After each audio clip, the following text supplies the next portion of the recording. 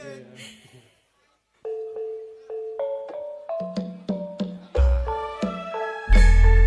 Ibu segensyang sedulur lenggahan sinambi ngerapi pasugatan midhangan tresnanipun Dewata Indonesia. Oh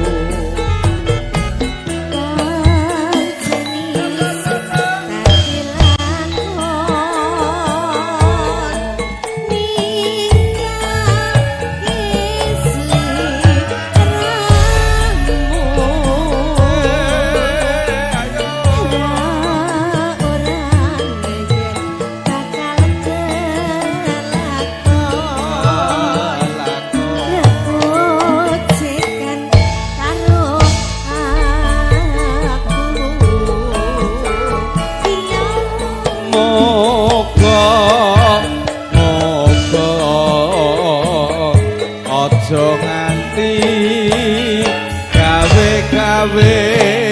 gelo mong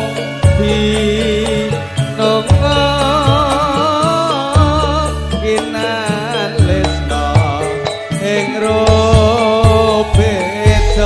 alane mas Mas Dik Mei lagune bocah gunung lek nyambut gawe yo ning gunung gunung tumpeng maksudnya Ngramu Pak Sowo diseket sanget lenggah Mas Bono juga juragane Cuwilan Kaca Mbak Mei